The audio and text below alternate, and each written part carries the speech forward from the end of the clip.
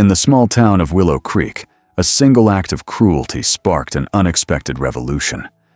When officers Carter and Hayes targeted a homeless veteran at the Maple Leaf Diner, they had no idea that James Carter's military connections reached straight to the Pentagon.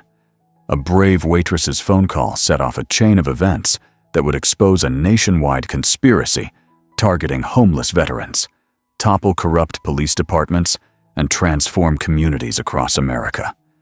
The officers who tossed aside James's dog tags never realized they weren't just harassing a nameless vagrant.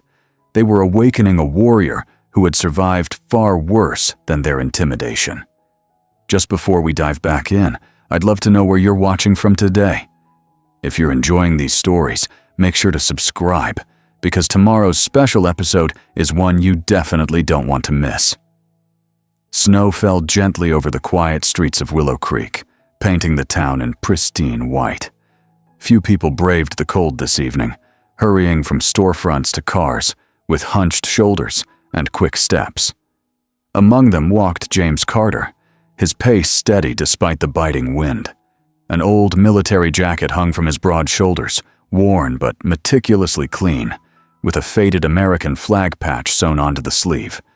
His pants were frayed at the edges, his boots cracked from years of wear. Yet there was a dignity in his bearing that contradicted his rough appearance. James's breath fogged in the cold air as he murmured to himself, "Check the exits. Identify threats. Stay aware." The words were part ritual, part memory, mantras from another life that kept his mind focused when the world seemed determined to push him to its margins. Ahead, a neon sign flickered. Maple Leaf Diner, open 24 hours. Through frosted windows, James saw the warm glow and silhouettes of people enjoying hot meals. His stomach tightened with hunger. His monthly VA check had come in yesterday, small but enough for a proper meal tonight. He paused at the entrance, brushing snow from his shoulders and straightening his posture. It had been 3 days since he'd been inside a proper building, 3 days of huddling in an abandoned grain silo on the edge of town, keeping warm with salvaged newspapers and memories of desert heat. The bell above the door jingled as James stepped inside. The rush of warmth and the smell of coffee and grilled food enveloped him.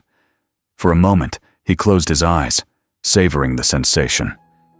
When he opened them, the diner had fallen silent.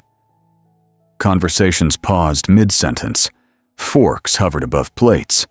Eyes darted toward him, then quickly away. A young mother pulled her child closer. An elderly man glanced nervously at his wallet on the table and slipped it into his pocket. James had seen this too many times.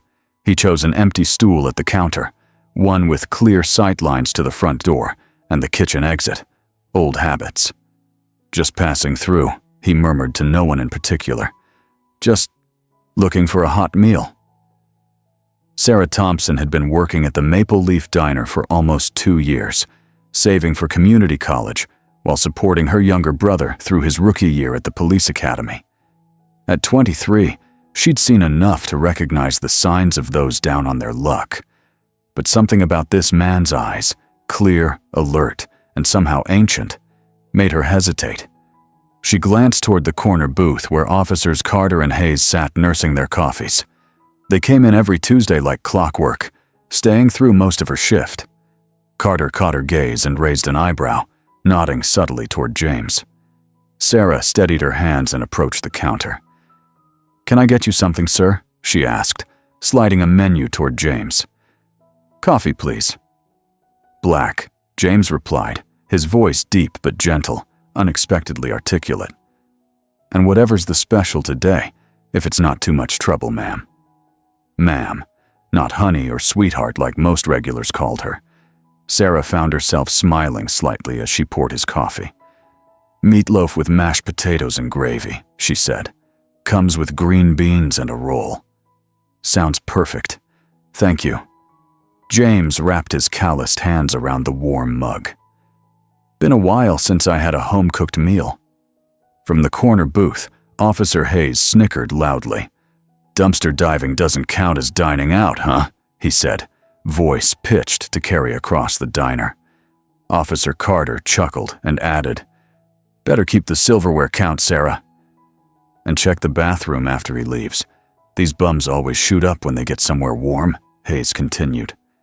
James didn't turn. He kept his eyes on his coffee, his expression unchanged, save for a slight tightening around his eyes. Sarah felt her face grow hot with embarrassment. But years of customer service had trained her to keep smiling, to pretend she hadn't heard. "I'll put that order right in," she said to James, turning toward the kitchen. "Thank you, ma'am," James repeated, his voice steady. Officer Hayes stood, stretching ostentatiously before sauntering to the counter.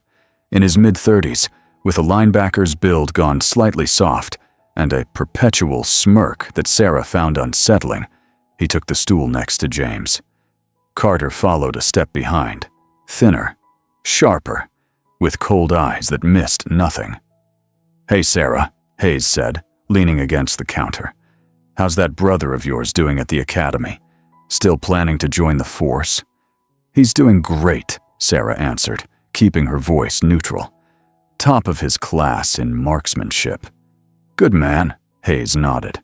"We need good officers, ones who understand what it takes to keep a community safe." He turned his head slightly, looking at James's profile. "You know what that means, right? Keeping the dangerous elements off the streets, the druggies, the panhandlers, the so-called vets who use their service as an excuse to beg and harass honest citizens." James took a slow sip of his coffee. "You'd be surprised," he said quietly. Carter slid onto the stool on James's other side, effectively boxing him in. "You'd be surprised," he mocked, "how many of these homeless heroes never saw a day of actual combat. But they sure know how to work the system, don't they, Hayes?" "Damn right," Hayes agreed. "Real soldiers come home, get jobs, contribute to society, not like these parasites." Sarah returned with James's food, setting the plate in front of him with hands that trembled slightly. "Can I get you gentlemen anything else?" she asked the officers, trying to redirect their attention. "Nah, we're good," Hayes replied, then reached for the sugar dispenser. He tossed a packet onto James's plate, where it landed next to the meatloaf. "Here you go, buddy. Earn your keep. Dance for your dinner." Isn't that how it works for you people? A tense silence fell over the diner. Several patrons shifted uncomfortably. A teenage boy in the back booth surreptitiously pulled out his phone and began recording. James set down his coffee with deliberate care. He picked up the sugar packet between two fingers, turned in his seat, and placed it gently back on the officer's table. "I earned my dignity in Fallujah," he said quietly, "and I don't need to earn it again from you." The air in the diner seemed to freeze. Hayes's face flushed dark red, and Carter's hand drifted instinctively toward his holster. "You threatening an officer, vagrant?" Carter asked, his voice dangerously soft. "No, sir," James replied, turning back to his meal. "Just having dinner." Hayes stood abruptly, his stool scraping loudly against the floor. "I think you need to leave. You're disturbing the peace." James didn't move. "I've paid for this meal and I intend to eat it." The man said, "Leave." Carter joined in, standing now too. "Or are you refusing to comply with a lawful order?" Sarah stepped forward. "Officers, please. He's not causing any trouble. He's just—" "Stay out of this, Sarah," Carter cut her off. "Unless you want trouble too. Your brother wouldn't appreciate his big sister interfering with police business, would he?" The threat hung in the air, clear and cold. Sarah stepped back, her face pale, but her hand slipped into her apron pocket where her phone was already recording. Hayes grabbed James's shoulder roughly. "On your feet. Now." James remained seated, but met Hayes's gaze directly. His eyes were calm, unflinching. "I have the right to finish the meal I paid for. I have not broken any laws. Disturbing the peace, refusing to comply with an officer, threatening behavior," Carter listed off. "That's 3 strikes, buddy." Around the diner, more phones had appeared, silent witnesses to the escalating scene. No one spoke. No one intervened. 3 tours in Iraq, James said evenly. 2 Purple Hearts, a Bronze Star, and I can't even eat dinner in peace in the country I served. Hayes yanked James's arm hard, nearly pulling him off the stool. Save the sob story for someone who cares, hero. As the officers began to forcibly remove him, James looked directly at Sarah. His expression was resigned, but determined. "If something happens to me," he said clearly, ensuring she could hear, "call General Mitchell at the Pentagon. Tell him James Carter is in trouble." Sarah's eyes widened. Was this homeless man delusional? Did he really think he had connections at the Pentagon? Carter laughed harshly. "Yeah, and I've got the president on speed dial. Let's go, Carter." They dragged James toward the door, his feet barely touching the ground. He didn't resist, didn't struggle, but maintained his dignity even as they manhandled him through the diner. "Back to your meals, folks," Hayes called over his shoulder. "Just taking out the trash." The diner's door swung open, letting in a blast of cold air. Sarah hurried after them, staying in the doorway as they dragged James across the parking lot and slammed him against their patrol car with unnecessary force. James grunted in pain but remained silent as they roughly patted him down. The chain around his neck caught on Carter's watch, and his dog tags clattered to the snowy ground. Hayes deliberately stepped on them, then kicked them aside with a smirk. "Oops," he said, shoving James into the back seat. "Guess you're not such a hero after all." The cruiser's door slammed shut. The engine roared, and the patrol car pulled away, disappearing into the swirling snow. Sarah stood shivering in the doorway for a long moment. Then she hurried into the parking lot, searching until she found James's dog tags half buried in the snow. The metal was cold against her palm as she brushed away the ice crystals to read the embossed text. Carter, James L. O. Pass. Baptist. Her phone felt heavy in her pocket. The recording was still running. With trembling fingers, she stopped the video. Then, taking a deep breath, she unlocked her phone again and whispered, "Please don't be crazy." Back inside the Maple Leaf Diner, Sarah huddled in the employee bathroom, hands still shaking. She stared at her phone screen. The Pentagon's main number pulled up and ready to dial. This was insane.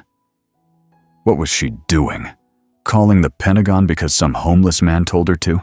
She'd probably be laughed at, or worse, get in trouble for wasting government time. But the look in James's eyes haunted her, the quiet dignity, the way he hadn't fought back. Those dog tags, now tucked safely in her pocket, felt like a weight of responsibility. "Just do it," she whispered to herself, and pressed the call button. The line rang 3 times before a professional female voice answered. "Department of Defense, how may I direct your call?" Sarah swallowed hard. "I need to speak with General Mitchell, please. It's about James Carter. He's in trouble." A pause. "One moment, please." Sarah expected to be disconnected or redirected to voicemail. Instead, after a series of clicks and transfers, a new voice came on the line. "This is Colonel Harper, General Mitchell's aide. Who am I speaking with?" "My name is Sarah Thompson. I'm calling from Willow Creek. I was told to contact General Mitchell if James Carter was in trouble, and he is. 2 police officers just arrested him, and I'm afraid they're going to hurt him." Another pause, longer this time. Sarah could hear muffled conversation in the background. "Miss Thompson, please hold for General Mitchell." The seconds stretched into an eternity. Sarah leaned against the bathroom wall, hardly believing this was happening. Then a deep, authoritative voice filled her ear. "This is General Robert Mitchell. You have information about Sergeant James Carter." In Washington, D.C., retired General Robert Mitchell sat at his desk in a wood-paneled office overlooking the Potomac. At 72, his hair had gone silver, but his back remained ramrod straight, his blue eyes sharp as ever. He was reviewing briefing materials for tomorrow's Senate Armed Services Committee meeting when the call came through. The moment he heard James Carter's name, everything changed. His expression shifted from polite interest to intense focus. "Tell me everything," he commanded, already reaching for another phone on his desk.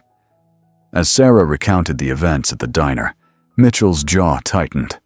By the time she finished, he was on his feet, pacing the length of his office. "Miss Thompson, you did exactly the right thing. I want you to send me that video recording immediately. My aide will text you a secure number. Then go home and stay there. Do not discuss this with anyone else for now. Is that clear?" "Yes, sir," Sarah replied, relief washing over her. "But what about James? Will he be okay?" "Sergeant Carter is one of the finest soldiers I've ever had the privilege to command," Mitchell said, his voice softening slightly. "And I take care of my people.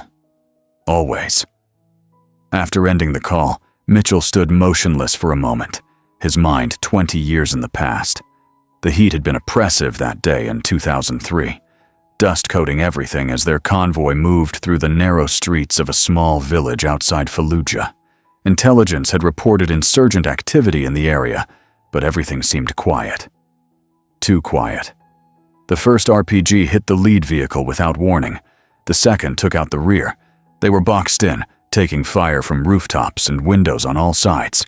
Mitchell, then a colonel, had been thrown from the Humvee, his leg pinned beneath the burning vehicle. He'd given the order for his men to fall back to save themselves, but Staff Sergeant James Carter had refused. "No man left behind, sir," Carter had said, his young face streaked with blood and grime. "Not today. Not ever." Under relentless enemy fire, Carter had organized a counterattack, creating enough of a distraction to free Mitchell and carry him to safety. Then he'd gone back, rescuing 3 more wounded soldiers before air support arrived.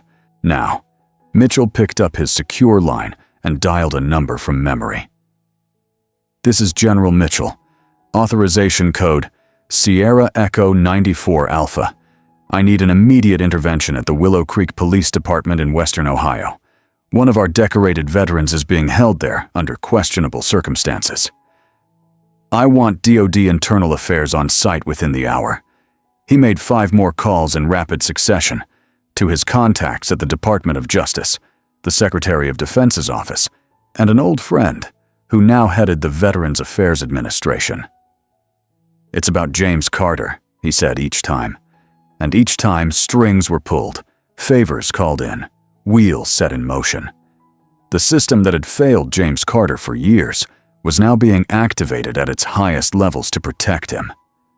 In the holding cell of the Willow Creek Police Station, James sat with his eyes closed, his breathing measured and even. The concrete bench was cold beneath him. His ribs ached where Carter had landed, an accidental blow while escorting him inside. But his mind was elsewhere. He'd learned meditation during his recovery at Walter Reed. The doctors called it a coping mechanism for his PTSD. James simply called it survival. In his mind, he walked the familiar corridors of a safe house in Fallujah that his unit had secured, each turn memorized, each doorway noted. The mental exercise helped him stay present, stay focused, when the walls of reality threatened to close in. He didn't open his eyes when the door at the end of the hallway banged open. Didn't react when hurried footsteps approached. Only when the cell door clanged open did he finally look up. 2 individuals stood there, a man and a woman in crisp, dark suits, each holding up a badge. "Mr. Carter," the woman said, her tone respectful, "you're free to go." James stared at them for a long moment, then slowly rose to his feet. "That was faster than usual," he remarked. "Special Agent Daniels, Department of Defense Internal Affairs," the man introduced himself. "This is Special Agent Morales. We're here at the direct request of General Robert Mitchell." A ghost of a smile crossed James's face. "The old man came through." "Yes, sir, he did," Agent Morales confirmed. "We've spoken with the sheriff. You're being released immediately with all charges dropped." They led James through the station past the booking desk, where Officer Carter was arguing heatedly with the sheriff. "This is," Carter was saying, "you can't just waltz in here with federal badges." He fell silent when he saw James walking past, flanked by the agents. "Officers Carter and Hayes," Agent Daniels said coldly. "The Department of Defense will be conducting a full review of your arrest procedures and use of force against a decorated combat veteran. In the meantime, I suggest you both review the constitutional rights of citizens regardless of their housing status." The sheriff, a heavy-set man with a perpetually worried expression, nodded vigorously. "I assure you, this incident doesn't reflect our department's values, agents. These officers will be placed on administrative duty, pending a full internal review." Carter's face had gone pale, while Hayes stared at James with naked hatred. James paused briefly as he passed them. "The truth doesn't need force to stand," he said quietly. Then he continued walking, his back straight, his head high. Outside, the snow had stopped, leaving the world silent and white under the glow of street lamps. James breathed in the cold air, feeling a weight lift from his shoulders. The DoD agents offered him a ride, but he politely declined. "I prefer to walk, but thank you." As the agents returned to their vehicle, James noticed a figure across the street. Sarah huddled in a thin jacket, hopping from foot to foot in the cold. When she saw him, she hurried across, slipping slightly on the icy pavement. "You're okay," she exclaimed, relief evident in her voice. "I was so worried they—" "You made the call," James stated, not a question. Sarah nodded, pulling his dog tags from her pocket and holding them out. "I didn't really believe it would work. I mean, calling the Pentagon, it sounded crazy." James took the tags, his fingers brushing hers briefly. He slipped the chain over his head, the metal cold but comfortingly familiar against his skin. "It always works," he said, tucking the tags under his shirt. "Truth scares cowards, and General Mitchell always keeps his promises." "Who is he?" Sarah asked. "How does a general at the Pentagon know you by name?" James looked up at the night sky, where stars were beginning to appear between breaking clouds. "That's a long story," he said, "and not one for tonight." "Where will you go?" Sarah wrapped her arms around herself, shivering in the cold. "I have a place," James assured her. "Don't worry about me. But thank you for making the call, for believing me." Sarah hesitated, then reached into her bag and pulled out a paper-wrapped package. "Your dinner," she explained. "You never got to finish it. I had the cook wrap it up for you." James accepted the package with a nod of gratitude. Kindness is rare these days. Remember that. With that, he turned and walked away, his silhouette growing smaller against the snowy landscape. Sarah watched until he disappeared around a corner, then slowly made her way home, wondering what she had just set in motion. In Washington, General Mitchell was on his final call of the evening. "Ava, it's your godfather, Uncle Bob," he said. Ava Reynolds' voice was warm with affection. "This is a surprise. It's not even my birthday. I need a favor, sweetheart. A big one. Name it." No hesitation. "I need you to help an old friend. His name's James Carter, and he's in a storm." Ava, a driven civil rights attorney who had made a name for herself taking on police brutality cases, sat up straighter in her chair. "What kind of storm?" "The kind that needs someone with your particular skills to navigate," Mitchell replied. "Pack a bag. I'm sending a car for you in an hour. You know I have court tomorrow. This is more important. This man saved my life, Ava, and now it's our turn to save his." There was a brief silence on the line. Then, "I'll be ready." As Mitchell hung up, he looked at the photograph on his desk. Himself, much younger, standing beside James Carter and their unit in Iraq, brothers in arms. "Hang in there, Sergeant," he murmured. "The cavalry is on its way." The morning sun cast long shadows across Willow Creek streets as a sleek black sedan pulled into the parking lot of the Oak Grove shelter. The worn brick building had once been a textile mill before being converted into a temporary haven for those without homes. 3 days had passed since the incident at the Maple Leaf Diner, and while the local police had gone unusually quiet, tension hung in the air like the threat of an approaching storm. Ava Reynolds stepped out of the car, her tailored navy suit and confident stride marking her immediately as an outsider. At 34, she'd built a reputation as one of the most formidable civil rights attorneys on the East Coast, specializing in cases of police misconduct. The daughter of a judge and goddaughter to General Mitchell, she moved through the world with the assurance of someone who knew exactly where she belonged. Inside the shelter's common room, James sat alone at a corner table, a steaming cup of coffee between his hands. His eyes tracked Ava the moment she entered, assessing her with the quiet vigilance that had kept him alive through 3 tours in Iraq and 5 years on the streets. "Mr. Carter," Ava said, extending her hand. "I'm Ava Reynolds. General Mitchell sent me." James regarded her for a long moment before accepting the handshake. "The general's moving fast. Usually takes the military a decade to respond to anything." A hint of a smile touched Ava's lips. "Bob, General Mitchell, said you might be resistant to help. He also said you're too smart to turn it down when you need it." "I've been handling my own problems for a long time, Ms. Reynolds," James replied, gesturing to the empty chair across from him. "Not sure what a fancy lawyer from D.C. can do about small-town cops with attitudes." Ava set her briefcase on the table and took a seat. "Those small-town cops with attitudes violated your civil rights, Mr. Carter. And based on what I've started digging up, you're not their first victim." She leaned forward, her voice dropping. "This isn't just about what happened to you at that diner. This is about a pattern of abuse that's been going on in this town for years." James's expression remained impassive, but something flickered in his eyes, a spark of the same righteous anger that had driven him to rescue Mitchell under enemy fire all those years ago. "I'm not looking to start a war," he said quietly. "With all due respect, Mr. Carter," Ava replied, "the war already started. You just happened to be on the front line." After a moment, James nodded almost imperceptibly. "What do you need from me?" "For starters, your full story.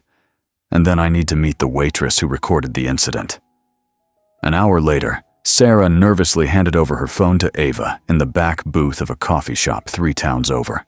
She'd been jumpy since making the call to the Pentagon, convinced that officers Carter and Hayes would somehow discover her role in James's release.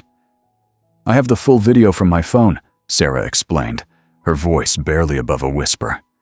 "And I went back to the diner the next morning and downloaded a copy of the security footage, too. My friend Mark works there and has access to the system." Ava raised an eyebrow, impressed. "That was smart thinking." "I kept thinking about what would have happened if I hadn't made that call," Sarah admitted, twisting a paper napkin between her fingers. "What they might have done to him in that cell when no one was watching." "Most officers want to help," James said gently. "It's the ones who want power you have to watch for." Ava spent the afternoon reviewing the footage, making notes, and building the foundation of a legal case. By evening, she had started digging into the records of officers Carter and Hayes. "Multiple use-of-force complaints," she told James, as they sat in her motel room, papers spread across the bed. "All dismissed. No disciplinary action taken." She held up a list. "And these are just the ones that were formally filed. I'm betting there are dozens more that never made it to paper." James nodded grimly. People without homes learn quickly that the system rarely works in their favor. What's strange is that several complainants mysteriously disappeared or recanted, Ava continued, frowning at her notes. One man, Lloyd Jenkins, filed a brutality complaint against Officer Hayes last year. 2 days later, he withdrew it, claiming he'd been confused. A week after that, he apparently left town. No forwarding address. "Or they made him disappear," James suggested quietly. Ava looked up sharply. "That's a serious accusation." "I've been on Willow Creek streets for 2 years, Miss Reynolds. I've seen people vanish before. Ones who made too much noise, caused too much trouble." He shrugged. "Official story's always the same. They moved on. found better opportunities elsewhere. But when a man leaves behind his only possessions, his medication, he's not leaving by choice. As the evening deepened into night, James reluctantly shared his own backstory with Ava. His voice remained steady, but the pain behind his words was palpable. Emily and I had been married 3 years when she got sick. Pancreatic cancer. Aggressive. The VA kept losing her paperwork, delaying treatments due to administrative errors. By the time they sorted it out, he trailed off, staring out the window at the darkness. After the funeral, I couldn't focus. Missed mortgage payments. The bank was quick enough then. No errors when they wanted their money. Some company I'd never heard of bought the loan, and suddenly the payments doubled. Predatory lending, Ava murmured, making notes. Maybe. Doesn't matter now. Lost the house. Lost my job when I couldn't get to work anymore. PTSD episodes got worse. And here we are. James spread his hands. Just another homeless vet with a hard luck story. Except you're not just another anything, Mr. Carter, Ava said firmly. You're the man who saved General Mitchell's life, and now we're going to save yours. The next morning, as Ava continued her investigation, she uncovered something disturbing. A pattern emerged from email records she'd obtained through legal channels, references to a group called the Guardians. It seems to be some kind of network within the police department, she explained to James and Sarah over lunch. Officers who operate outside normal protocols under the guise of protecting the community from undesirable elements. Sarah paled.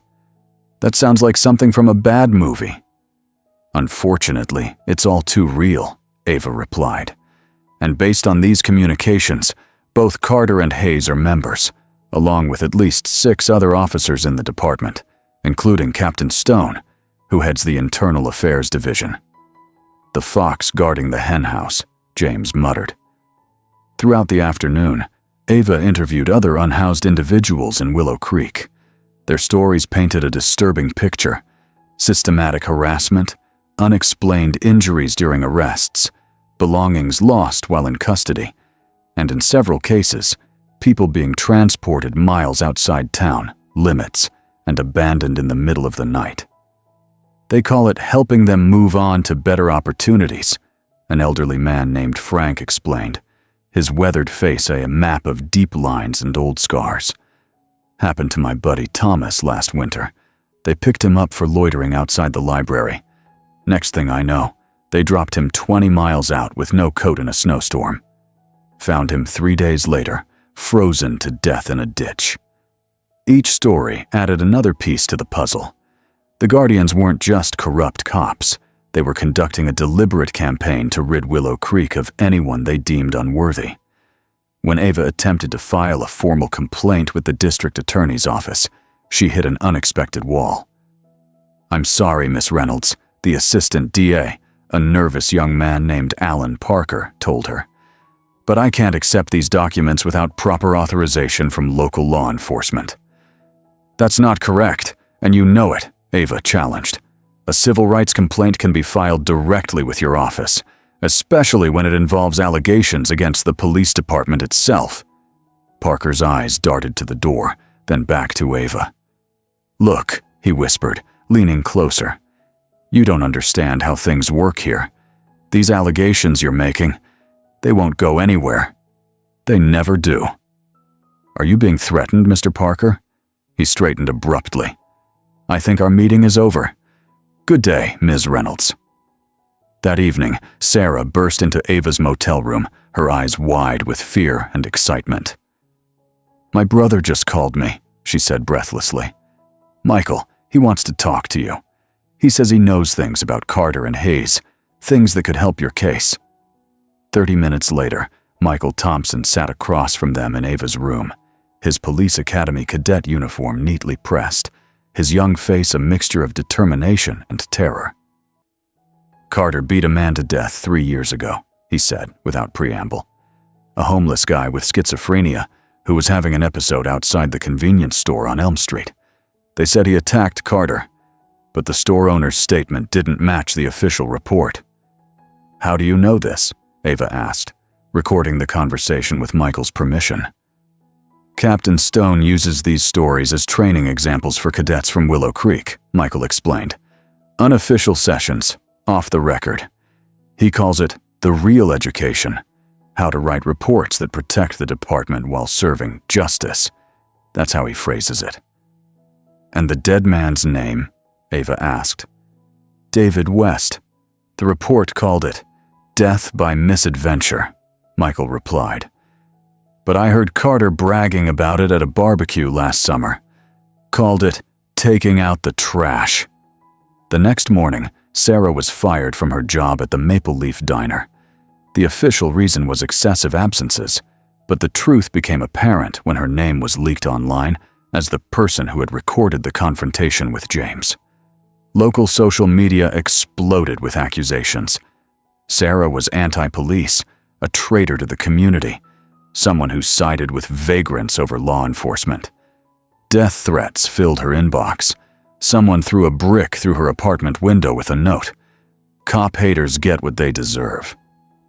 "They're trying to make an example of you," James told her as he helped board up her broken window that evening. "Intimidation is their first response. It means you've got them worried." Sarah wiped angry tears from her eyes. "I can't believe this is happening. All because I recorded something that actually happened. Because I didn't want them to hurt you." "They always hit truth first," James said, hammering a nail with precise, measured strokes. "Then they lose." Later that night, as Ava returned to her motel from a late dinner, a pickup truck swerved toward her on the otherwise empty road. She jerked the wheel hard, barely avoiding a collision. As the truck roared past, its occupants shouted obscenities. When she reached her room, she found the door ajar, the place ransacked, her laptop missing. "This isn't just about intimidation anymore," she told James when he arrived in response to her urgent call. "They're actively trying to silence us." James surveyed the destroyed room with the calm assessment of a combat veteran. "Then it's time we fight back. Not their way. Our way." "What did you have in mind?" Ava asked.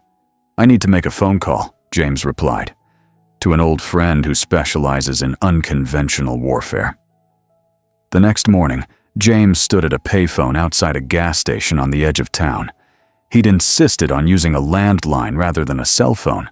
Old habits of operational security died hard. He dialed a number from memory and waited. "Tech Haven," a cheerful voice answered. "We fix what others can't. How can I help?"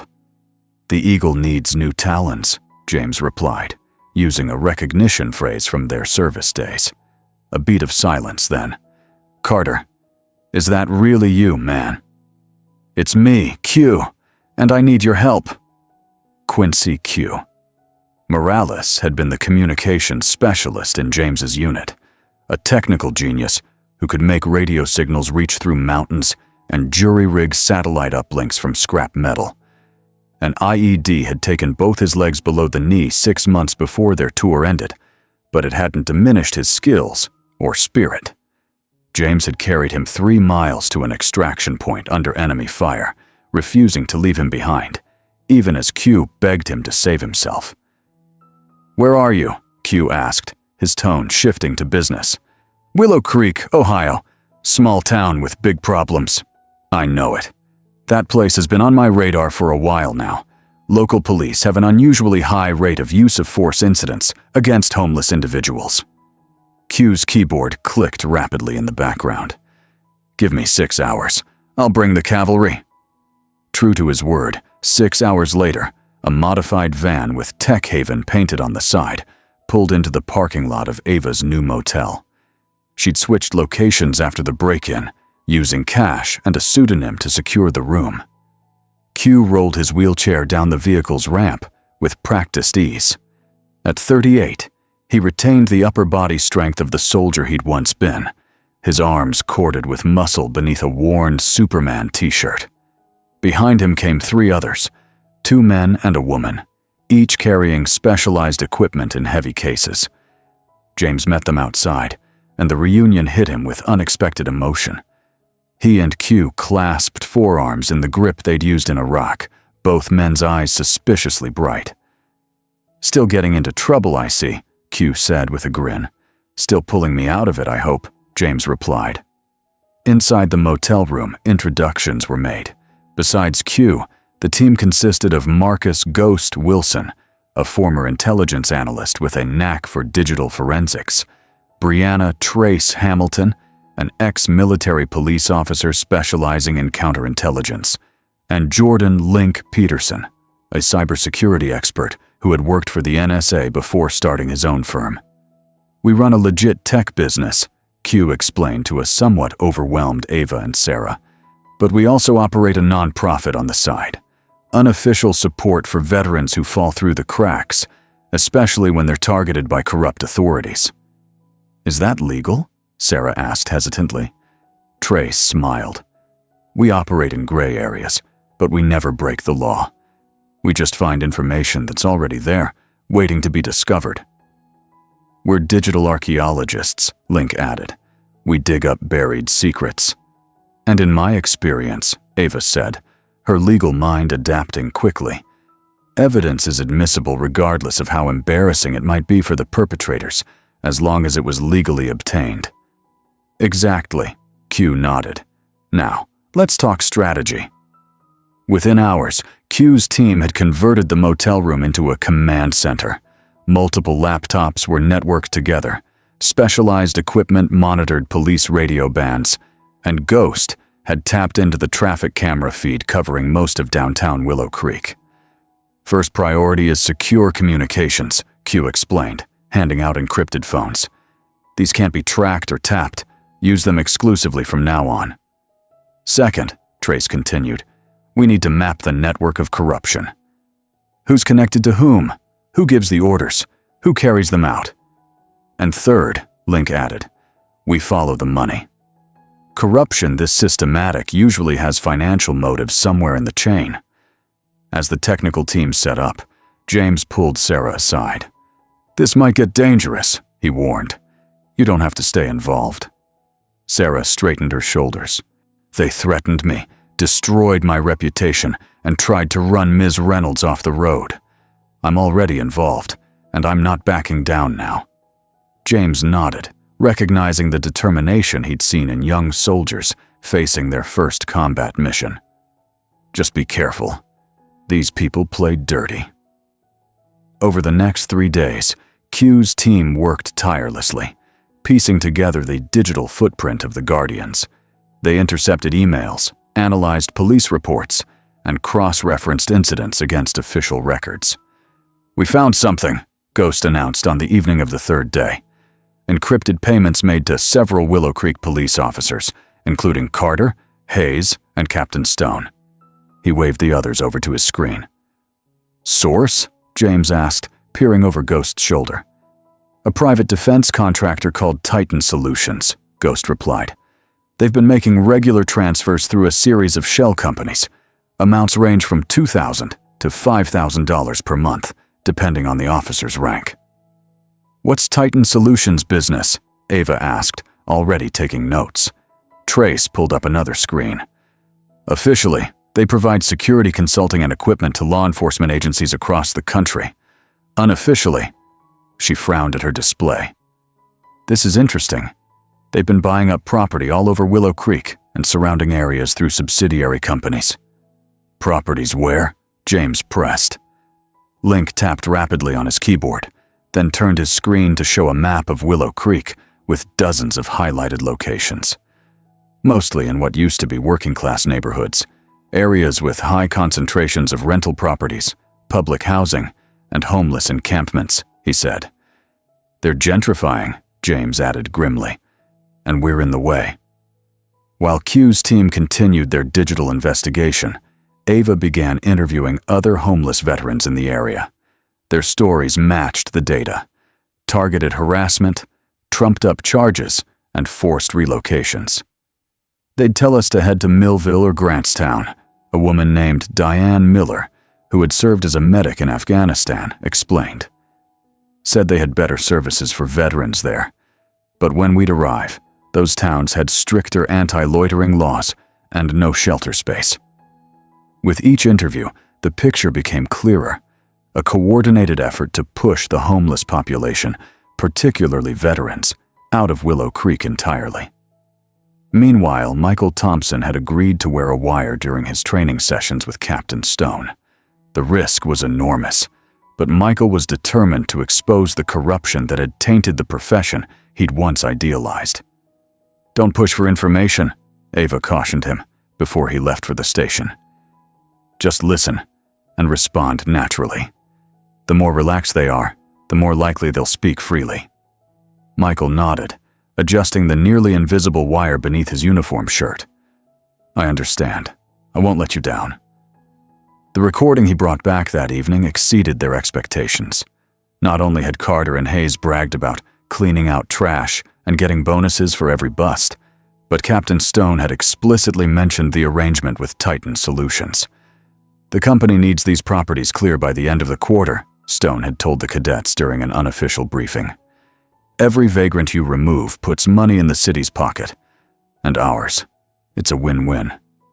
"But what about those who won't go?" a cadet had asked. "That's why we have the holding cells in the old warehouse," Stone replied casually.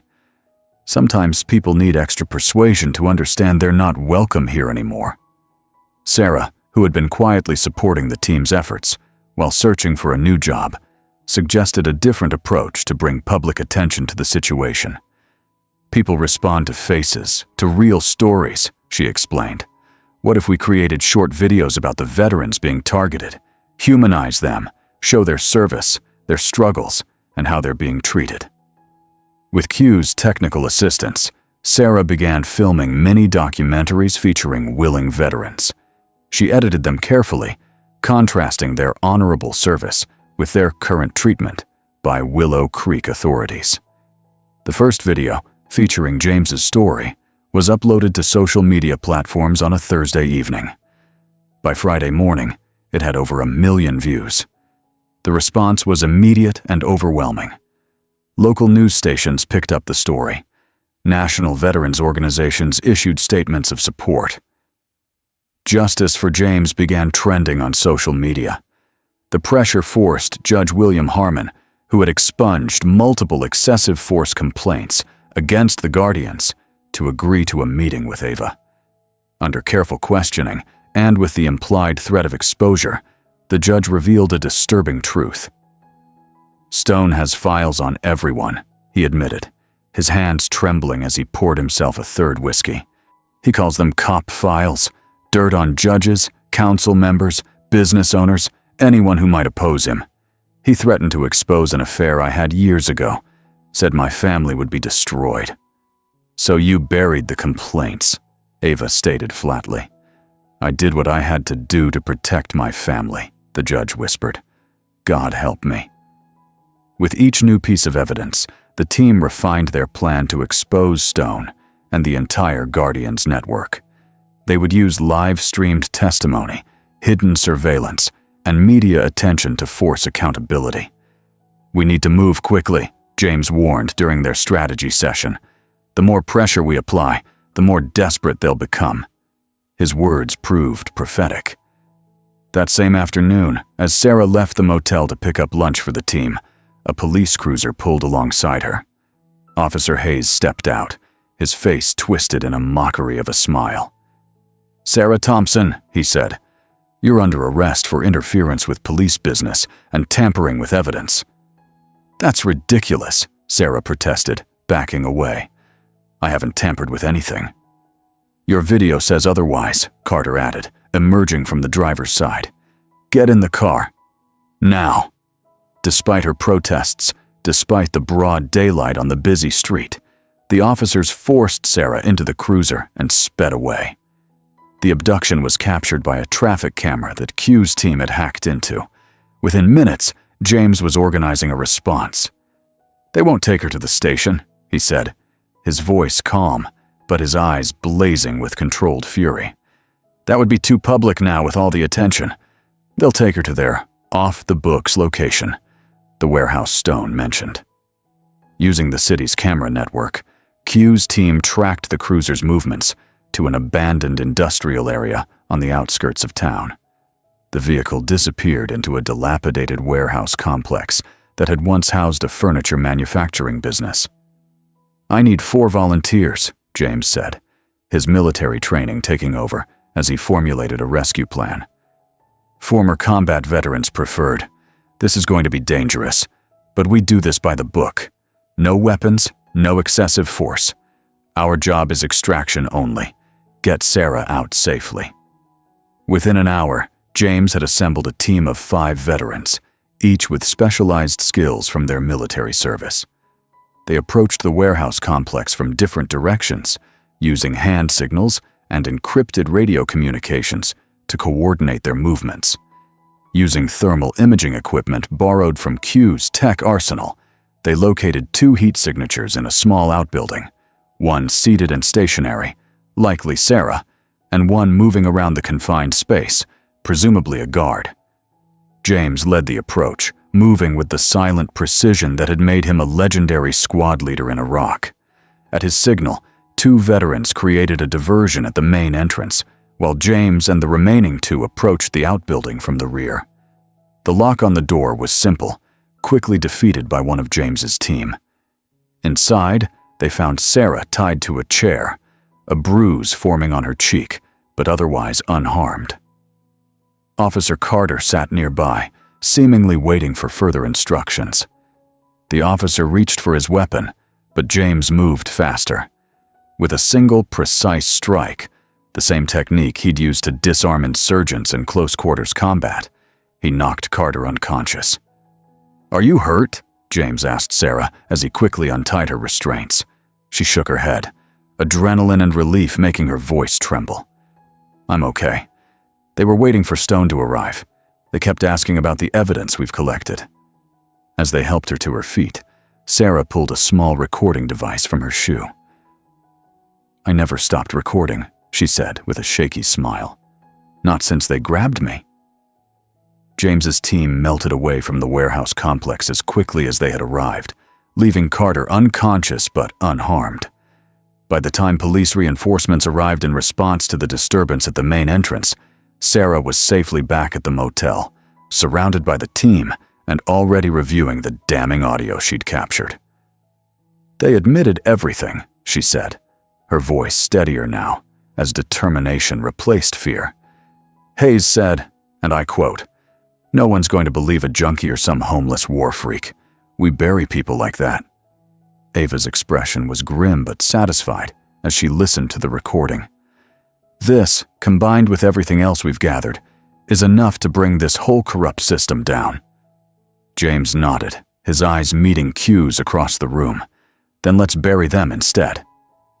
The morning after Sarah's rescue, tension and determination filled the air in the makeshift command center. James sat quietly in a corner, watching as Q's team huddled around a laptop, the audio file from Sarah's recording playing for the 3rd time. No one's going to believe a junkie or some homeless war freak. We bury people like that. Hayes's voice, clear and unmistakable, echoed through the room. The casual cruelty in his tone made Sarah flinch despite herself. The bruise on her cheek had darkened overnight, a purple testament to what she'd endured. "This is solid gold," Q said, adjusting his wheelchair to face the group. "Combined with Michael's recordings and the evidence we've already gathered, it's enough to blow this whole operation wide open." Ava nodded, her legal mind already mapping out the case. The explicit admission of targeting homeless individuals, especially veterans, constitutes a clear civil rights violation. Add the financial paper trail connecting Titan Solutions to the police department, and we have the makings of a RICO case. "What matters now is timing," James said, his voice quiet but commanding immediate attention. "We need to move before they realize how much we know." The team worked through the morning, analyzing the data they'd collected. By early afternoon, Ghost emerged from his digital excavation with a breakthrough. "I've cracked into a hidden server," he announced, waving the others over to his screen. "It contains the entire Vagrant Suppression Initiative, dating back 3 years. Internal memos, officer evaluations based on removal quotas, payouts from Titan Solutions. It's all here. Trace leaned closer, scanning the files. This goes beyond Willow Creek. Look at these distribution lists.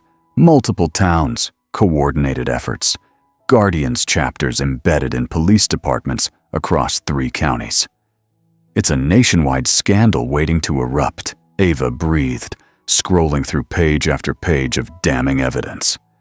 They've been systematically targeting minorities, veterans, and activists under the guise of community stability, and Titan Solutions has been funding it all. But why? Sarah asked, still trying to process the scale of the corruption. Why would a defense contractor care about homeless people in small towns? Property values, James answered grimly. Look at the development plans in these files. Titan Solutions subsidiary companies have been buying up properties in cleaned areas at bargain prices, then flipping them for massive profits once the undesirable elements are gone. The revelation hit Sarah hard. She'd witnessed the changing face of her hometown over the past few years. Coffee shops replacing diners, luxury condos rising where affordable housing once stood, but had never connected it to the increasing aggression toward the homeless community. My brother was part of this, she said, her voice breaking slightly. He must have known. As if summoned by her words, there was a knock at the door. Q quickly switched the monitors to an innocuous screen, while James moved to answer it, one hand discreetly reaching for the knife at his ankle. It was Michael, still in his cadet uniform, but with dark circles under his eyes and a haunted expression on his young face. I need to talk to my sister, he said without preamble. Sarah stepped forward, crossing her arms defensively. What is it? Not here, Michael replied, glancing nervously at the others. Privately. James shook his head slightly. Anything you need to say to Sarah, you can say in front of all of us. We've all earned that trust. After a tense moment, Michael's shoulders slumped. I'm sorry, he said, looking directly at Sarah. I should have spoken up sooner. I knew, not everything, but enough. Enough to know it was wrong. Then why didn't you? Sarah demanded, the hurt in her voice unmistakable. Michael's eyes dropped to the floor. I was recruited right out of the academy by Stone. He said I had potential, that I could go far if I understood how things really worked. His voice trembled slightly. Then he showed me a file, pictures of you, your apartment, your daily schedule. He said, your career starts with loyalty. Cross us, and your family pays the price. The room fell silent as his words sank in. Sarah's anger visibly deflated, replaced by a mixture of horror and sympathy. Textbook intimidation tactic, James commented, though his tone was gentler than his words. Use family as leverage. I tried to protect you by playing along, Michael continued, finally looking up. But after what they did to you yesterday, I can't do it anymore. I won't be part of this. Ava stepped forward. We can protect you both, but we need everything you know. Names, operations, locations, all of it. Michael nodded grimly. I'll tell you everything. As the day progressed, the pieces came together with alarming clarity. The Guardians operated as a shadow organization within multiple police departments, identifying and removing problem individuals to facilitate Titan Solutions property acquisitions. Officers who participated received substantial bonuses, while those who questioned the operations found themselves marginalized or threatened. In the late afternoon, James excused himself from the group. He needed time alone to process what they'd uncovered, to prepare for what was coming next. He walked to a small memorial park downtown, where a wall honored fallen soldiers from the area. His fingers traced over a familiar name etched in the polished stone. Malik Johnson, his best friend, his brother in all but blood, who had died in the ambush in Fallujah the same day James had saved General Mitchell. This time we make it count, James whispered to the silent stone. This time, We finish the mission." He was so absorbed in his thoughts that he almost missed the black SUV that drove slowly past the park entrance, the driver watching him with deliberate intensity. But instincts, honed through years of combat and survival, kicked in. Something was wrong. James hurried back to the motel, arriving just in time to see several police vehicles with flashing lights surrounding the building. Officers in tactical gear were already entering the room where Q's equipment was set up. Staying out of sight, James called Q's encrypted phone.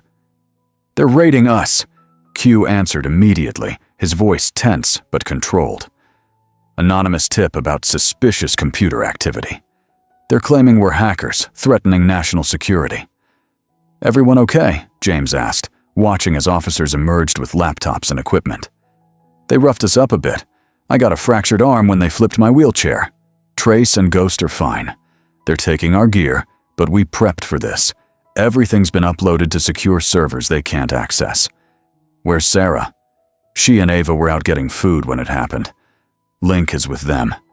Michael was here. They arrested him for interfering with police operations. Stone was leading the raid personally. This is getting dangerous fast." "Stay low," James advised. "I'll contact you through the backup channels." He ended the call just as a hand closed on his shoulder. Spinning around, he found himself face to face with Sarah, her eyes wide with fear. "They took everything," she gasped. "All our evidence, all Q's equipment." "Not everything," James assured her calmly. "Q's team planned for this. The raid just confirms we're on the right track. They're scared." Ava joined them, her expression grim but determined. "We need to accelerate our timeline. Sarah's next video needs to go live tonight. It has to show the raid, expose the Guardians, and lay out Stone's connections to Titan Solutions." "Can we do that without Q's equipment?" Sarah asked anxiously. Link emerged from around the corner, a slim laptop under his arm. "Always have a backup," he said with a tight smile. "I was carrying this when the raid happened. It has everything we need." That night, working from a new location, a vacant apartment owned by one of James's veteran contacts, they finalized and uploaded Sarah's most powerful video yet. It detailed the raid, explained the Guardians' operations, and included edited portions of the audio recordings that exposed Stone's illegal activities. The public response was immediate and overwhelming. By morning, the video had gone viral, with millions of views and thousands of shares. Justice for James began trending nationally. Local news stations picked up the story, and by mid-afternoon, even national media outlets were covering the scandal. Ava's phone rang constantly with calls from state senators, investigative journalists, and civil rights groups offering support and resources. The movement they'd started was gaining unstoppable momentum. "It's working," Sarah said, amazed, as she scrolled through the responses pouring in. "People are listening. They believe us." "Truth has power," James replied simply, "especially when it's been buried for so long." The pressure was taking its toll on the Guardians. By evening, reports came in that Officer Carter, now suspended pending investigation, had contacted Stone with an offer to testify in exchange for immunity. "He's panicking," Ava noted. "They all are. When corrupt systems start to collapse, it's always the same. Everyone scrambles to save themselves." James nodded, but his expression remained troubled. "Which makes them more dangerous than ever. Stone won't go down without a fight, and he'll eliminate anyone he sees as a threat." As if confirming his words, Q called with disturbing news. Carter had been found dead in an alley behind the police station, an apparent drug overdose, according to the preliminary report. "Convenient timing," Q remarked darkly, "especially since the body was found without the wire he was supposedly wearing when he met with Stone." "They're eating their own," James told Ava grimly. "The walls are closing in, and Stone is tying up loose ends." That night, after the others had succumbed to exhaustion, James sat alone by the window, watching the quiet street below. He pulled out his phone and dialed a number he hadn't used in years. "It's Carter," he said when the call connected. "I need the old squad. All of them." I'm in the middle of something big, and it's about to get bigger." The voice on the other end was silent for a moment. Then, just like forward base victory, James's mind flashed back to their darkest days in Iraq, surrounded, outgunned, but refusing to surrender. "Exactly like that," he confirmed. "We need eyes, ears, and boots on the ground, and we need them now." "Consider it done," the voice replied. "The old squad is coming."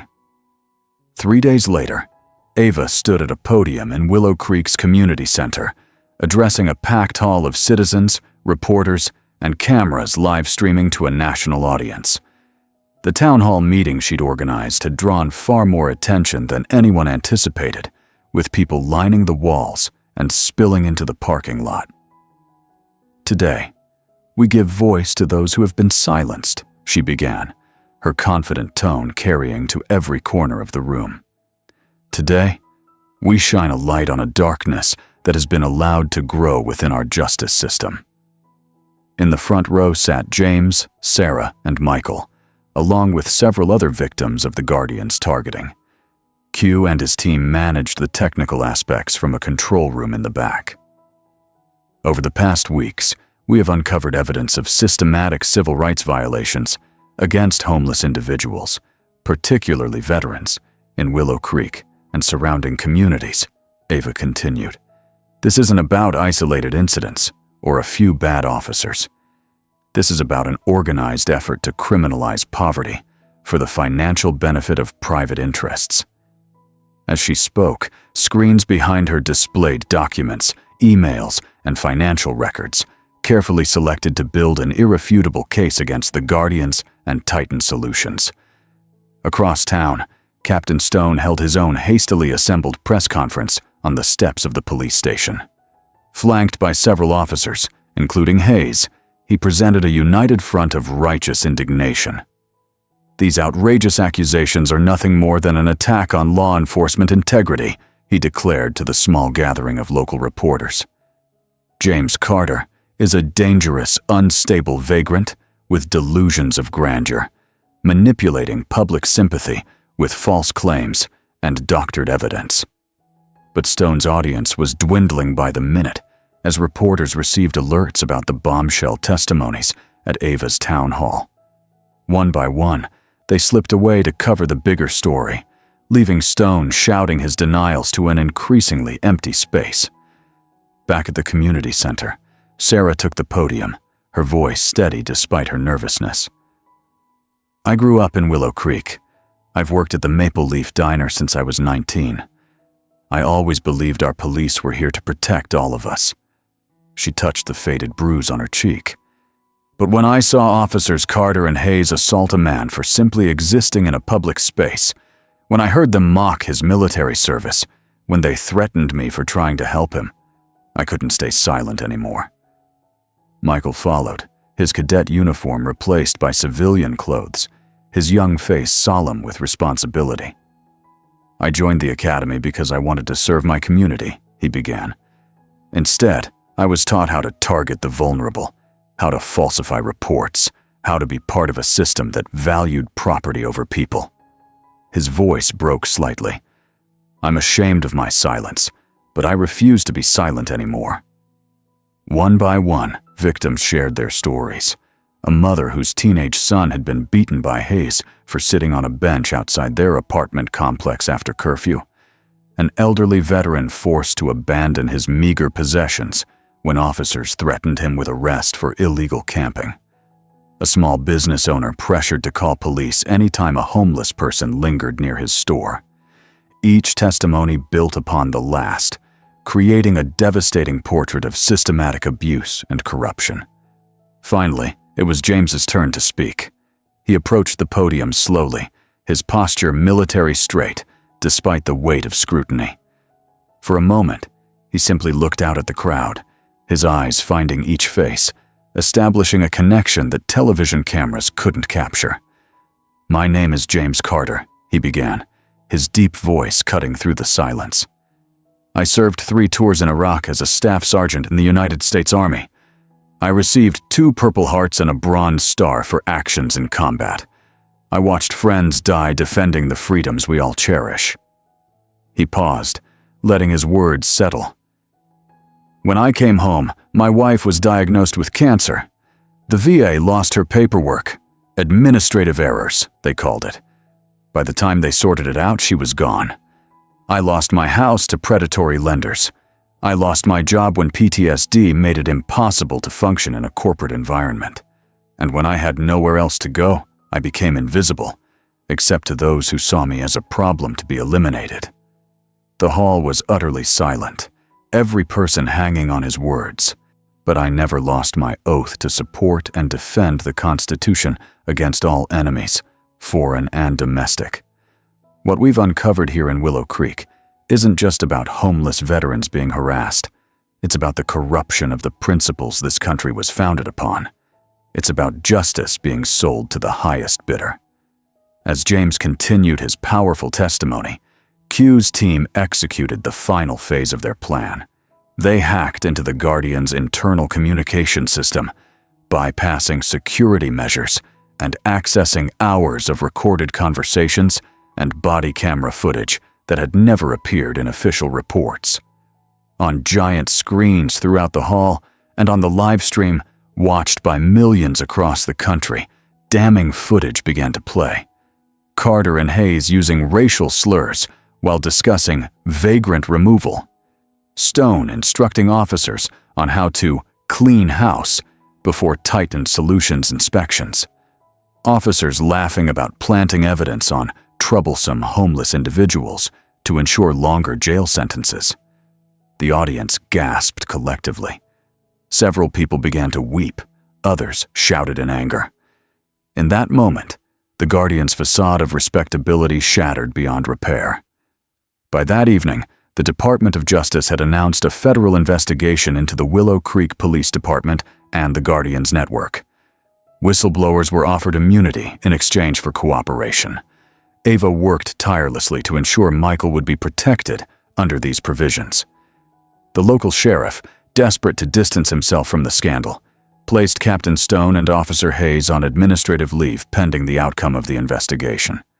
But by then, Stone had already gone underground. "He's running," Q informed the team as they gathered in their new headquarters, a small office above a veteran-owned coffee shop downtown. "Our sources spotted him withdrawing large amounts of cash from 3 different banks yesterday. He's preparing to disappear." "Can we track him?" Ava asked, the prosecutor in her unwilling to let Stone escape justice. "We're trying," Link replied, gesturing to his monitors where surveillance programs tracked credit card activity and traffic camera footage. "But he's being careful, using burner phones, cash only, staying off main roads." James exchanged a look with Q. "He'll contact Titan Solutions," James predicted. "He has too much dirt on them to be left hanging. He'll demand an escape route in exchange for his silence." "But will they help him?" Sarah wondered. "Or cut their losses?" Her question was answered the next morning when Officer Carter was found dead in an alley behind a bar frequented by police officers. The official story claimed an overdose, but when Ava's team arrived at the scene, they discovered his police wire was missing, and the positioning of the body suggested he had been moved after death. "This wasn't an overdose," James stated flatly after examining the scene. "This was a hit. Carter was going to talk, and someone made sure he couldn't." "Titan Solutions is cutting their losses," Q agreed grimly. "Stone's next if they can find him." The team redoubled their efforts to locate Stone before either Titan Solutions or federal agents could reach him. James knew that Stone's testimony would be crucial to exposing the full extent of the corruption and potentially saving other lives targeted by the Guardians. It was at this critical juncture that reinforcements arrived.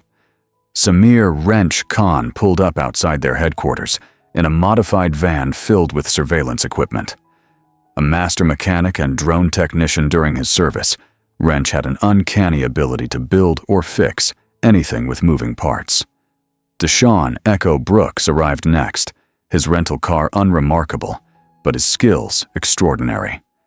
As the unit's intelligence and reconnaissance specialist, Echo could blend into any environment, extract information from the most reluctant sources, and disappear without a trace.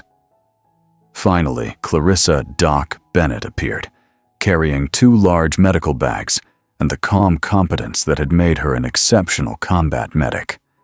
Now a trauma counselor specializing in PTSD, Doc brought both physical and psychological expertise to the team. The reunion of James's former squad was brief but emotional. Tight hugs, firm handshakes, and the wordless communication of those who had faced death together. No explanations were needed. They had come because James had called, and that was enough. "Sit rep," Echo asked, immediately shifting to operational mode. James laid out the situation with military precision, the corruption they'd uncovered, the evidence they'd gathered, the targets they were tracking, and the immediate objective of locating Stone before he either escaped or became another accidental casualty. "We'll need full surveillance coverage," James continued. "Wrench, can you get eyes in the sky?" Wrench grinned, patting a custom case beside him. "Got 3 drones ready to deploy, high altitude, thermal imaging, encrypted feeds. Nothing moves in this town without us seeing it." "Echo, I need you to tap your contacts in the private security world. Titan Solutions has to be using local assets for cleanup operations." Echo nodded. "Already on it. Got 2 names from old Blackwater buddies who've gone corporate. They're operating out of a motel on the north side. Doc, we may have casualties. Both Sarah and Q have already been targeted. We need medical support on standby." "I've got everything from bandages to battlefield surgery," Doc assured him. "And I've set up connections with trusted medical staff at the county hospital if we need more." "And I've been coordinating with my legal team in DC," Ava added. "We have federal prosecutors standing by and witness protection arrangements for anyone who needs it." Together, they transformed the small town into a fortress of truth and resistance. Veterans from surrounding communities, inspired by James's story and Sarah's videos, volunteered to serve as security for key witnesses. Local business owners, once afraid to speak out, now openly displayed support for the investigation. A network of safe houses was established, and communication protocols were implemented. The community that had once looked away from injustice was now actively working to expose it. 2 days later, Wrench's surveillance drone captured crucial footage. Captain Stone sneaking into a private airfield outside town under cover of darkness, carrying a duffel bag that appeared to be filled with cash. "He's making a run for it," Echo confirmed after reviewing the footage.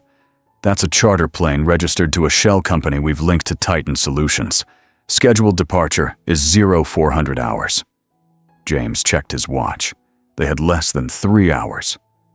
"This is our chance," he said, looking around at the determined faces of his team, both old comrades and new allies, united in purpose. "We end this tonight." "How do we play it?" Q asked, already pulling up the airfield schematics on his computer. "We could alert the feds," Ava suggested, "have them waiting when he arrives." James shook his head slightly. "Too risky. If Stone sees a police presence, he'll go to ground. And if Titan Solutions has inside connections with federal agencies, which we suspect they do, they might get tipped off." "So what's the alternative?" Sarah asked. James's expression was calm but resolute. "I go in alone, one-on-one, me and Stone." "That's too dangerous," Doc protested immediately. "He's desperate, probably armed." "And I'm a combat veteran who knows exactly what I'm doing," James countered. "Stone doesn't want a confrontation. He wants escape. I just need to delay him until our federal contacts arrive." After heated debate, a compromise was reached. James would make the initial approach, with Echo providing sniper overwatch from a nearby hangar. Wrench would pilot drones to monitor the perimeter, while Doc and Q coordinated from a mobile command post half a mile away.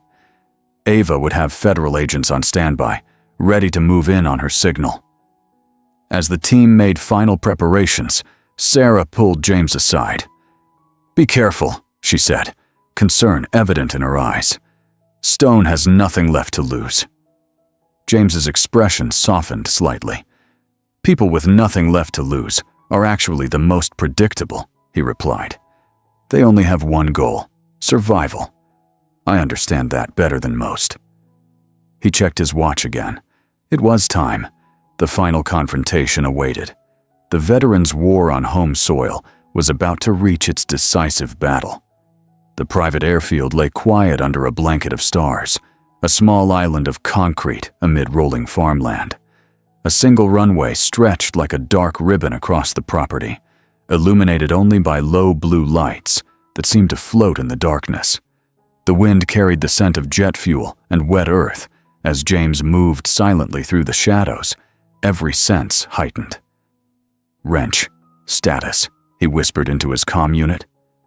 "Drone shows one heat signature in the hangar office," Wrench's voice replied softly in his ear. "Another approaching from the access road. Vehicle moving slowly, lights off. Likely our target." "Echo, you in position?" "Affirmative," came the calm response. "I have clear sight lines to both the hangar and the runway. If he makes any sudden moves, I can disable him non-lethally." James adjusted his position behind a fuel truck, giving himself a clear view of the small office attached to the main hangar. Inside, a figure moved restlessly, probably the pilot waiting for his passenger. Headlights briefly swept across the access road before disappearing. A car door opened and closed. Footsteps crunched on gravel, growing closer. Captain Stone emerged from the darkness, a large duffel bag slung over his shoulder. Even from a distance, James could see the strain in his posture, the nervous way he kept glancing over his shoulder. The man was unraveling. James waited until Stone was halfway to the hangar before stepping out of the shadows, directly into his path. "Going somewhere, Captain?" Stone froze, his hand instinctively reaching toward his waistband, where his service weapon would normally be. "Don't," James advised quietly. "My friends have you covered from multiple angles. This ends tonight, one way or another." Stone's face, illuminated by the distant runway lights, twisted with contempt. "Carter, I should have known." He let his hand fall away from his waistband. "You just don't know when to quit, do you?" "I learned persistence in Fallujah," James replied, his voice steady as he maintained a careful distance. "Where did you learn to sell out your oath to serve and protect?" "Save the moral lecture," Stone sneered. "You have no idea how the real world works. Do you think anyone actually cares about homeless vets? About justice? It's all about money and power. Always has been. And that justifies targeting people who served their country, beating them, falsifying reports, driving them out of town like they're garbage to be disposed of?" Stone laughed harshly. "You're a washed-up shell of what you once were, Carter. We provided a valuable service. The town improves, property values go up, everyone benefits. It's just business." "You sent men to die for profit," James replied, his voice low and intense. "I watched them die for people. That's the difference between us." For a moment, they stood in silent confrontation, two men representing opposite sides of a moral divide, too vast to bridge. Then Stone's expression shifted, a calculating gleam replacing the contempt. "What do you want from me? Money? I've got plenty." He patted the duffel bag. "Take half. Start over somewhere. A man with your skills could—" "I don't want your blood money," James cut him off. "I want justice for every person you and your guardians targeted." "Justice," Stone repeated mockingly. "There's no justice in this world, Carter. Only winners and losers, and I don't intend to lose." With surprising speed for a man his age, Stone reached into his jacket and pulled out a small pistol. But before he could aim, floodlights suddenly illuminated the airfield, temporarily blinding both men. "Federal agents, drop your weapon!" a voice commanded through a loudspeaker. In the confusion, Stone swung his gun toward James, desperation overtaking reason. Echo's shot rang out from his position, precise and controlled, hitting Stone's shoulder. The captain cried out in pain, his weapon falling to the tarmac. Within seconds, federal agents swarmed the airfield, converging on their location with weapons drawn. Ava emerged from one of the vehicles, flanked by 2 senior agents. "I thought we agreed to wait for my signal," James said as she approached, though there was no real reproach in his tone. "Plans changed when he pulled that gun," Ava replied. "I wasn't about to let him shoot you." As agents secured Stone and read him his rights, they cataloged the contents of his duffel bag, nearly $500,000 in cash, 3 fake passports, and a flash drive that likely contained insurance against Titan Solutions betrayal. "Captain Michael Stone, you're under arrest for civil rights violations, conspiracy, extortion, and attempted assault with a deadly weapon," the lead agent announced formally. "You have the right to remain silent." Stone, clutching his wounded shoulder, glared at James with pure hatred. "This won't stick," he hissed as they led him away. "Titan Solutions has people everywhere. Judges, prosecutors, politicians. You've started a war you can't win." James watched impassively as they loaded Stone into a vehicle. "The war started when you decided some lives were worth less than others," he said, though not loudly enough for Stone to hear. "And it ends when justice is served, no matter how long that takes." The federal investigation moved with unprecedented speed, largely due to the mountain of evidence Ava's team had assembled. 3 days after Stone's arrest, a formal hearing was convened at the federal courthouse in Columbus. The case had drawn national attention, with major news networks broadcasting live from outside the building. Inside the packed courtroom, Ava presented the complete Guardians case, hundreds of pages of abuse, collusion, and cover-ups. She used Sarah's footage, Q's data, and testimonies from victims across the country to paint a comprehensive picture of systematic civil rights violations orchestrated by police departments and funded by corporate interests. "What we've uncovered is not just a local issue," she told the judge, her voice ringing with controlled passion. "The Guardians Network operates in at least 7 states, targeting vulnerable populations, particularly homeless veterans, to facilitate corporate land grabs disguised as community improvement initiatives." The judge, an imposing woman with decades of civil rights experience, listened intently as Ava laid out the case. When the hearing concluded, she issued immediate injunctions against all identified Guardians chapters and ordered a nationwide investigation into Titan Solutions. In the days that followed, media attention intensified. Major news anchors conducted special reports on the scandal. Senate committees announced hearings. Public outrage swelled as more victims came forward with their stories. James found himself unexpectedly thrust into the spotlight. Veterans organizations requested his presence at rallies. Advocacy groups sought his endorsement. A prominent senator even called to personally invite him to speak before Congress. "I'm not a politician," James told Q after declining the 3rd interview request of the day. "I'm just a soldier who saw something wrong and tried to fix it." "Sometimes that's exactly what people need," Q replied, looking up from his rebuilt computer system. "Not politicians or celebrities, just someone who stands up for what's right, no matter the cost." The cost had indeed been high. James still had no permanent home, though a local veteran had offered him a spare room for the duration of the proceedings. His PTSD episodes had increased with the stress, leaving him sleepless and hypervigilant. And despite the growing support, he mourned for those who hadn't survived the Guardians' targeting, including his friend Thomas, who had frozen to death after being abandoned miles from town. Doc Bennett noticed his struggle. During a quiet moment at their temporary headquarters, she sat beside him, her medical training giving way to her counselor's intuition. "You're carrying them all," she observed gently. "Every veteran who didn't make it home. Every homeless person targeted by Stone. You can't save everyone, James." "I know," he replied, staring at his calloused hands. "But I'm still grieving for those I couldn't." "That grief is important," Doc acknowledged. "But so is recognizing what you've accomplished, what you've started. This movement, it's bigger than one town now.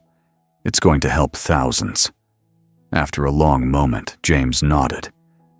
"Emily would have liked that," he said quietly, referring to his late wife. She always said my stubbornness would save me someday.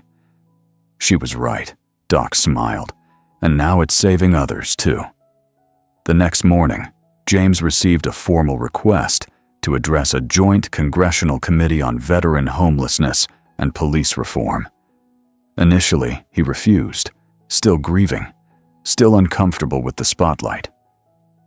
"I'm not the right man for this," he told Ava over coffee, at the veteran-owned shop that had become their unofficial headquarters.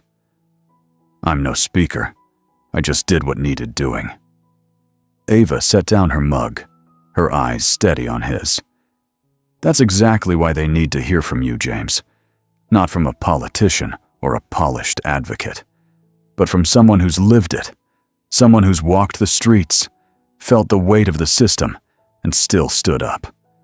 Your voice carries the truth in a way no one else's can." James looked out the window at the quiet Willow Creek street, where a few early risers were starting their day. He thought of Emily, who had always believed in his quiet strength, and of Malik, whose name on the memorial wall reminded him why he kept fighting. "All right," he said finally. "I'll do it. But not for me, for the ones who didn't make it." 2 weeks later, James stood before a joint congressional committee in Washington, D.C. The room was packed with senators, representatives, staffers, and press, the air heavy with anticipation. He wore a simple navy suit, borrowed from Q, and his dog tags hung discreetly beneath his shirt, a silent reminder of who he was. Sarah, Ava, Q, and the rest of the team sat in the front row, their presence grounding him. General Mitchell was there too, his silver hair catching the light, his proud nod giving James a surge of resolve. "Chairman, distinguished members," James began, his voice steady despite the sea of faces. "My name is James Carter, Staff Sergeant, United States Army, retired. I served 3 tours in Iraq. I came home to a country I love, but one that didn't always love me back." He paused, letting the words settle. "I'm here to speak for the veterans who sleep under bridges, for the families pushed out of their homes, for the communities silenced by those meant to protect them. What happened in Willow Creek isn't just one town's story. It's happening across America, and it's time we face it." He spoke for 20 minutes, recounting his experience at the Maple Leaf Diner, the Guardians' campaign against the vulnerable, and the courage of ordinary people like Sarah and Michael who chose to stand up. He shared the names of those lost, Thomas, David West, and others, ensuring their stories were heard. "These men and women served our nation," he said. "They deserve better than to be erased for profit." The room was silent when he finished, the weight of his words lingering. Then, slowly, applause began, growing until it filled the chamber. Senators rose to their feet, some wiping their eyes. James stood tall, his expression composed, but his heart racing. He'd done what he came to do. The congressional hearing marked a turning point. Within days, legislation was proposed to strengthen protections for homeless veterans, including increased funding for VA services and stricter oversight of police interactions with vulnerable populations. The Department of Justice expanded its investigation into Titan Solutions, uncovering ties to similar schemes in other states. Arrests followed, executives, local officials, and officers connected to the Guardians network. Captain Stone, still recovering from his shoulder wound, agreed to testify against his former allies in exchange for a reduced sentence, providing critical details that led to the dismantling of Titan's illicit operations. Back in Willow Creek, the community began to heal. The police department, under new leadership, implemented mandatory training on civil rights and community engagement. Officers Hayes and others implicated in the scandal faced federal charges, their badges stripped pending trial. Sarah, reinstated at the Maple Leaf Diner with a public apology from the owner, continued her video series, now focused on rebuilding trust and highlighting local heroes. Her brother Michael left the police academy, but found a new calling as an advocate for ethical law enforcement, working with Ava's legal team to support other whistleblowers. James, though still uneasy with public attention, became a reluctant symbol of resilience. Veterans organizations across the country invited him to speak, and while he accepted some engagements, he preferred quieter work. With Q's help, he secured a small apartment through a veteran housing program and began volunteering at the Oak Grove shelter, helping others navigate the system that had once failed him. Doc Bennett's counseling sessions helped him manage his PTSD, and he found solace in small routines: morning coffee at the diner, weekly visits to the Memorial Park, and occasional calls with General Mitchell, who never failed to check in. One crisp autumn morning, several months after the congressional hearing, James sat on a bench in the Memorial Park, a steaming coffee in hand. The leaves were turning, painting Willow Creek in shades of gold and red. Sarah approached, her waitress apron swapped for a community college sweatshirt, her face bright with purpose. "Thought I'd find you here," she said, sitting beside him. "Just paying my respects," James replied, nodding toward Malik's name on the wall. Sarah followed his gaze. "You've done right by him, you know. By all of them." James took a slow sip of his coffee. "Maybe. But there's still work to do." "There always will be," Sarah agreed. "But you started something, James. People are listening now. They're seeing us. The ones who were invisible before." He looked at her, the young woman who'd risked everything for a stranger, and felt a flicker of hope he hadn't known in years. "You started it too," he said. "That phone call you made, it changed everything." Sarah smiled, a little embarrassed. "Team effort." They sat in companionable silence, watching the town wake up. A group of veterans from the shelter walked by, laughing and planning a community cleanup. A news van was parked nearby, filming a segment on Willow Creek's recovery. And somewhere, in cities and towns across the country, others were taking up the fight, exposing corruption, amplifying the voiceless, rebuilding what had been broken. James stood, brushing off his jacket. "Better get moving. Got a meeting at the shelter. New guy needs help with his VA paperwork." Sarah stood too, pulling her backpack over one shoulder. "And I've got class, but I'll see you at the diner later. Meatloaf's on special." "Wouldn't miss it," James said, a rare smile breaking through. As they parted ways, James felt the dog tags against his chest, a quiet reminder of the man he'd been and the man he was becoming. The war he'd fought in Willow Creek wasn't over, not yet, but for the first time in a long time, he believed they were winning. The sun rose higher, casting long shadows across the memorial wall, where the names of the fallen seemed to glow with new purpose. Willow Creek was no longer just a town. It was a beacon, a testament to what could happen when ordinary people refused to look away. And James Carter, the soldier who'd once saved a general, had saved something far greater: the soul of a community, and perhaps in some small way, the nation itself.